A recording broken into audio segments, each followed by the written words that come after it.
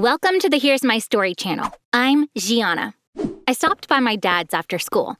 I was surprised to see an interested crowd around his painter stand on the street. A woman was screaming while pointing at the painting she was holding. How do you call yourself a painter? My nose isn't that big. Look at that! Also, I have curly hair. Why did you give me straight hair in the painting? She handed the painting over to my dad. I'm not paying $10 for this thing when it's not even worth 10 pennies, she said. My dad is a street painter. He makes portraits of people for a fee. But to be honest, he's not very talented, so he finds himself in similar arguments pretty frequently. When the crowd dispersed, my dad saw me. Why didn't you stand up for me there? She lied because she didn't want to pay, he said. Dad, don't take this the wrong way, but she was right. The woman in that painting looked more like my grandma than her, I said, giggling. My paintings are not childish drawings like yours. I'm a real artist. You're jealous of my talent, he replied.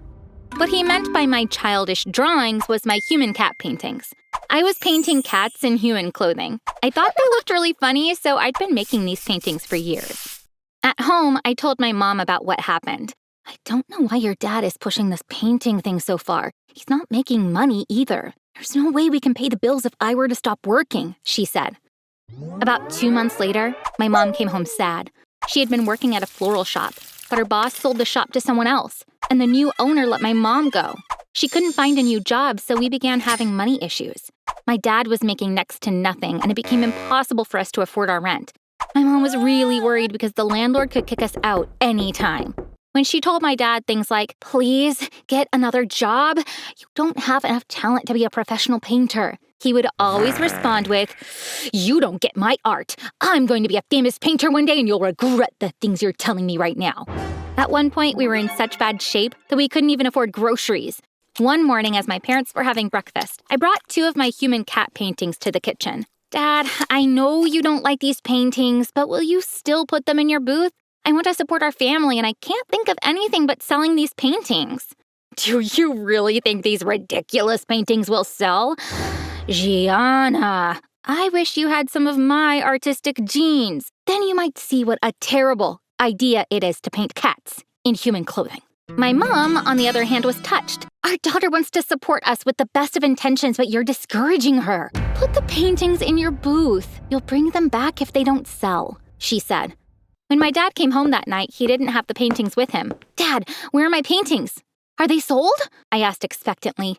You got lucky. A woman bought both, he said casually, handing me $20. There you go. Looks like you made money from these bad paintings. Thanks to me, he said. The next morning, I gave my dad 2 more paintings to sell. Gianna, that was beginner's luck. Don't make me carry these around for nothing, he said. Mom gave him a stern look. I guess you don't realize you're compromising my artistic integrity by putting these next to mine, he said, making a face while he picked up the paintings. When he came back home that night, he was empty-handed again. My paintings had been sold and I'd made another $20. Dad, I don't think this was beginner's luck. I'm going to give you 3 more paintings tomorrow, I said, taking the money. My dad handed me $30 that night. This meant every single one of my 3 human cat paintings was sold. Every morning, I'd give my dad 3 paintings and they all sold. I started making $30 a day. Thanks to this money, we could pay our rent. Eventually, I ran out of my old paintings. I started making them as soon as I got back from school, but it was impossible for me to make 3 paintings every day. Some mornings, when I gave my dad 2 paintings, he would say, you should give me 3 of these every day, even if it means going to bed late. Your paintings are popular. I'd be grateful for that and work even harder. One day, my dad came home in a luxury car. My mom was surprised. He said the car belonged to a friend of his. His friend would be abroad for a while, so he let my dad borrow it. 2 months passed, but he didn't give the car back. Some days he would come home with shopping bags. He was wearing designer clothes now. One day, my mom had enough.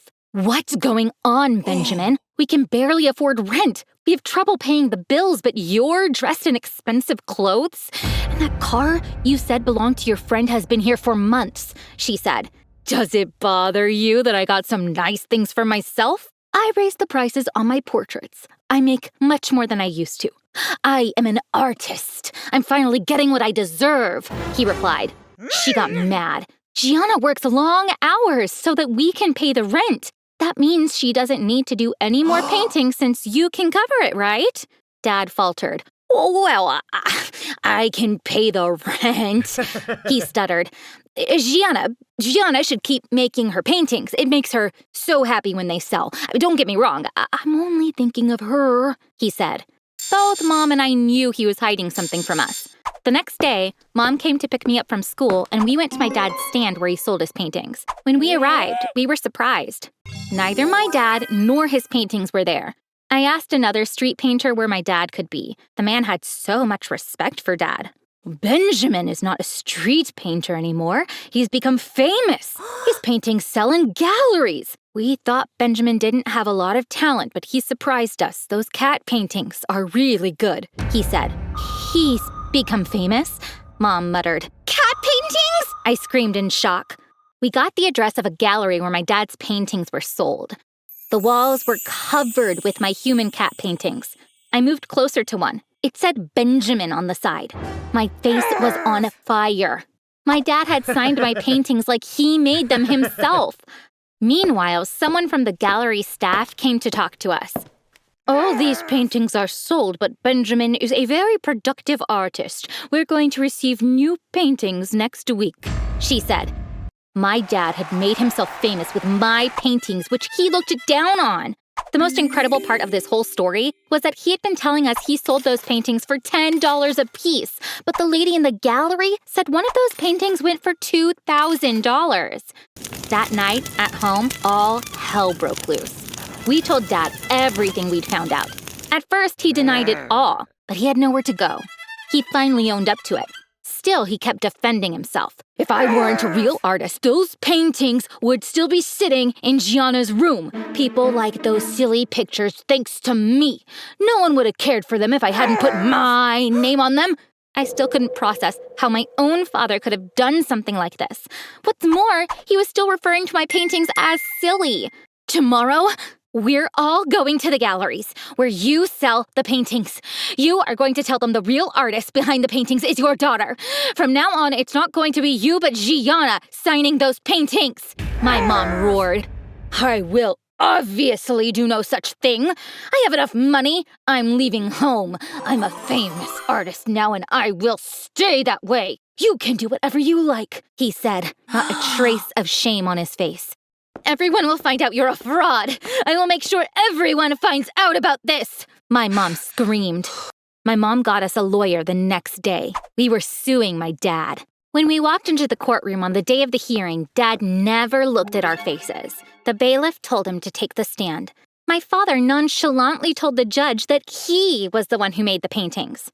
I'd brought 2 paintings with me as evidence. These are my paintings. This girl and her mother are slandering me because they're jealous, he said, pointing to them. We need to conduct a little test for me to make a fair decision, the judge said after nodding to the bailiff. The bailiff brought in 2 canvases.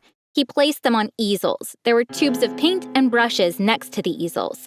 I'm going to ask you both to make human cat paintings. This is the only way to find out who's telling the truth, the judge said. My dad panicked. Honorable Judge, a painter can only paint when they're inspired. I can't just start painting when someone says, just go for it, he pleaded. I'd already started painting. Everyone in the courtroom was watching me intently. When the judge insisted, my dad sat in front of the other easel. He tried to copy my style, but he naturally couldn't do a good job at it. When we were done, we showed the paintings to the judge. He looked at both very carefully. Benjamin, it's clear you weren't the artist behind these paintings. You don't even have any talent to speak of. You will return all the money you made from the sale of these paintings. The police will reach out to the buyers one by one.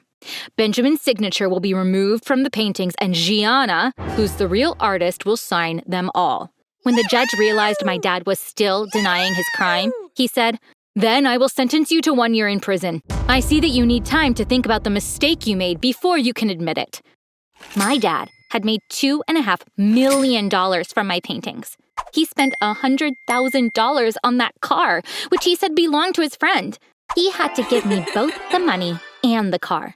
He went to prison without any money. My mom and I bought ourselves a nice house. I turned a huge room into my studio. That's where I paint now. I do get sad when I think about my dad, but I'm still mad about what he did, and even more so about the fact that he never admitted it.